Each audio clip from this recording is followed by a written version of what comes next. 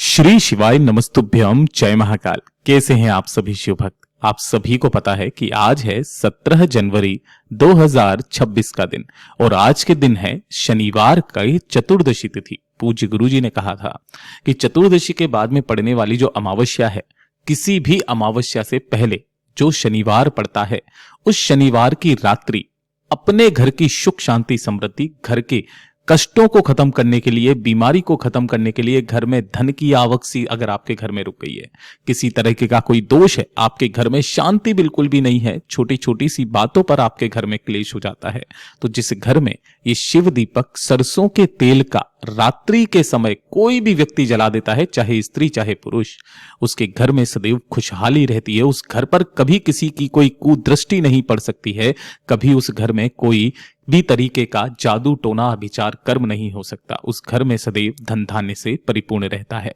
और गुरुदेव की कथा से सुन करके और समझ करके इस पूरे उपाय को बहुत आसान भाषा में आप सभी लोगों को बताऊंगा, परंतु उससे पहले आप सबसे बस एक छोटी सी प्रार्थना करना चाहूंगा कि जो भी शिव भक्त पहली बार आए हैं, चैनल को सब्सक्राइब जरूर से कर लीजिएगा।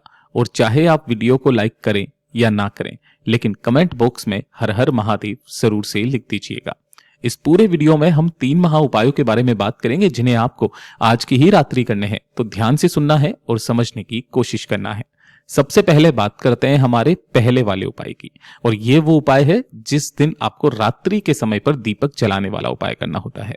पूज्य गुरुजी ने जब इस उपाय को बताया था तब कहा था कि ये उपाय खास करके रात्रि को तब किया जाता है जब आपके घर में सुख की कमी हो। अब सुख की कमी भी किस तरीके से, जैसे कि आपके घर में कोई सा भी मंगल कार्य अगर होने लगता है तो उससे पहले ही आपके घर में लड़ाई झगड़े क्लेश होने लगते हैं, किसी से एक दूसरे से बनती नहीं है। ये कहीं ना कहीं संकेत होते हैं आपके घर में किसी भी तरीके के कोई दोषों के कारण। हो सकता है वास्तु दोषों के कारण हो सकता है पितरों के कारण हो, तो किसी भी तरीके के दोषों के कारण ऐसा होता है कि जब भी आपके घर में कुछ भी अच्छा कार्य होने के लिए जा रहा हो, है ना, चाहे वो शादी ब्याह हो या फिर नई दुकान का उद्घाटन हो, कुछ भी ऐसा हो, कोई अच्छी बात होने वाली हो और उससे पहले ही आपके घर में अचानक से लड़ाइयां होने लग जाती हो, सुख ना रहता हो, समृद्धि ना रहती हो, धन की हानि सी आपके घर में होने लगती है ना, अनावश्यक खर्चे आपके परिवार में बढ़ने लगते हैं, पता नहीं चलता है कि धन बच क्यों नहीं रहा है, काफी सारी समस्याएं ऐसी आ जाती है। साथ ही साथ परिवार की अगर उन्नति आपकी रुकी हुई है, तरक्की रुकी हुई है, एक छोटा सा काम आज की रात्रि जरूर करना। पूज्य गुरुजी ने कहा था कि आपको एक आटे का दीपक तैयार करना है। आटे का ध्यान रखना, इस आटे के दीपक के अंदर आपको लगानी होगी एक गोल बाती, है ना, ध्यान रखना यहां पर आपको लंबी बाती नहीं लगानी है, इसके अंदर जो गोल बाती आती है फूल बाती, इस तरीके से वो वाली बाती लगानी है।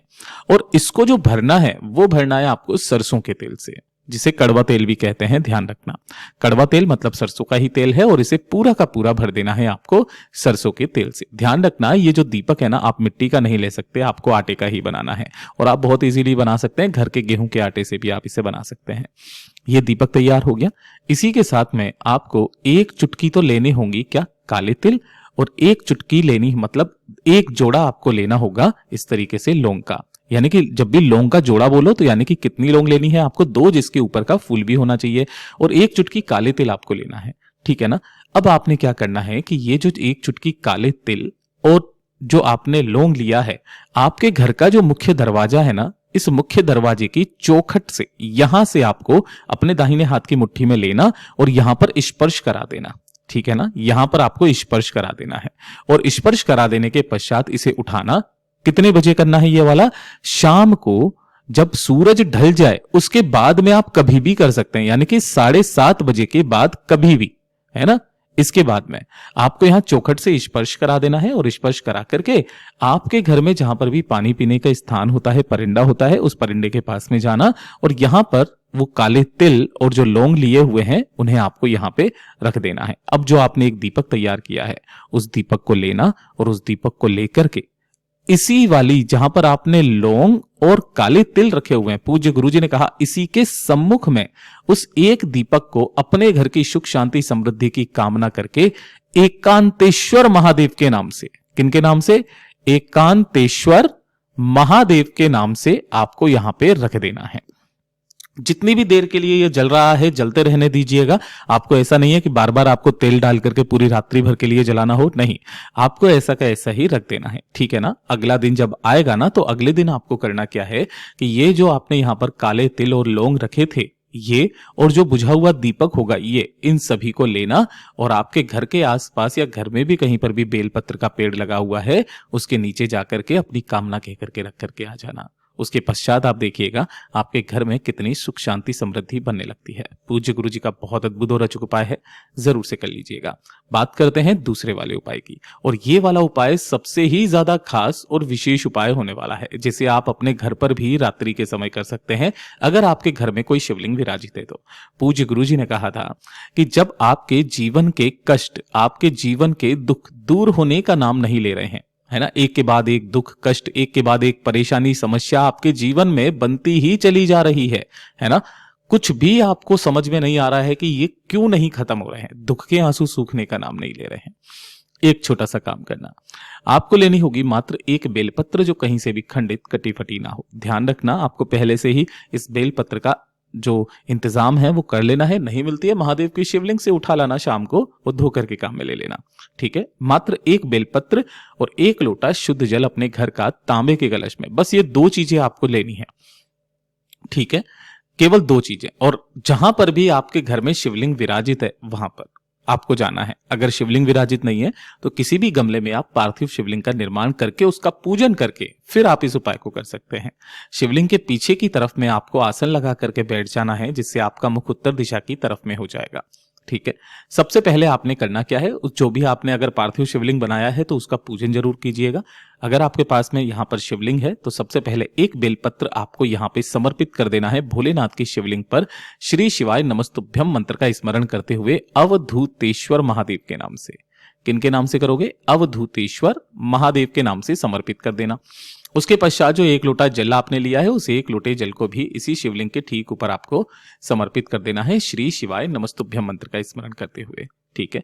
समर्पित करके 2 मिनट वहां पर बैठना, बाबा से निवेदन और कामना करना, और कामना करने के पश्चात जो आपने एक बेलपत्र समर्पित किया था ना, उस एक बेलपत्र को यहां से उठा लेना। उठा करके अपने दाहिने हाथ में इसे रखना। पहले किस तरीके से रखोगे? डंडी आपकी तरफ और बीच वाली पत्ती बीच वाली उंगली पर। बाबा से कामना करके कि मेरे जीवन के दुख, मेरे जीवन के कष्ट खत्म नहीं हो रहे हैं बाबा, मेरे शारीरिक कष्ट हैं, मानसिक कष्ट हैं, एक के बाद एक दुख जीवन में चलता ही आ रहा है, इन सारे कष्टों को दूर कीजिए, बस बाबा आपसे यही कामना है। और ये कामना करके उसी शिवलिंग को देखते हुए इस बेल पत्र को वहां का वहीं चबा चबा करके खा लेना है। पूज्य गुरु जी ने कहा था एक रात्रि में बस चबा करके खा लीजिएगा, उसके बाद में ना ही आपको जल ग्रहण करना है, सो जाइएगा। उसके पश्चात आप देखिएगा आपके जीवन के सारे कष्ट खत्म हो जाएंगे। पूज्य गुरु जी का बहुत अद्भुत और अचूक उपाय है, जरूर से कीजिएगा। बात करते हैं हमारे तीसरे वाले उपाय की, और ये तो सबसे ही ज्यादा खास और विशेष उपाय होने वाला है। ये किन लोगों को करना है वो चीज ध्यान से सुनिएगा। बेसिकली ये वाला जो उपाय होता है ना, कि अगर आपके घर में किसी भी तरीके का कोई दोष है, किसी भी तरीके का मतलब लगभग ऐसा करके मानिए, गुरुदेव ने कहा था कि अगर आपको लगता है कि आपके घर में नकारात्मक ऊर्जा बहुत ज्यादा है ना, नकारात्मक ऊर्जा कहने का मतलब यह है कि आपके परिवार में कभी भी बन करके नहीं रहती है ना, कुछ ना कुछ आपके घर में गलत होता ही रहता है ना।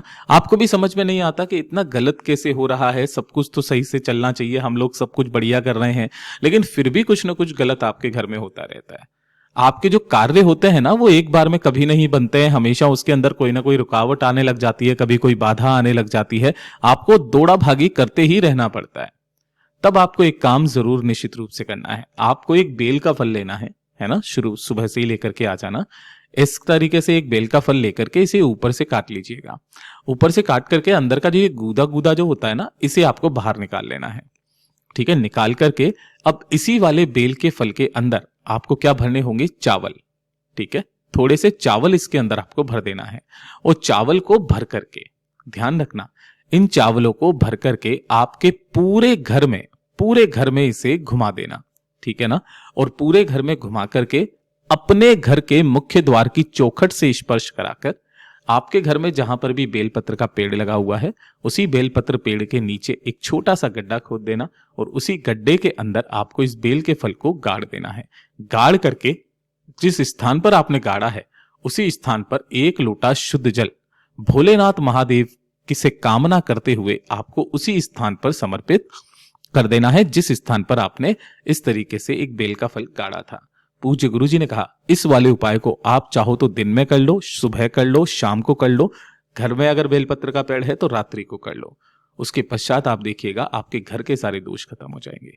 पूज्य गुरुजी के सभी उपाय बहुत ही ज्यादा खास और अद्भुत है, जरूर कीजिएगा। वीडियो पसंद आए तो लाइक करना, चैनल को सब्सक्राइब जरूर से कर लीजिएगा।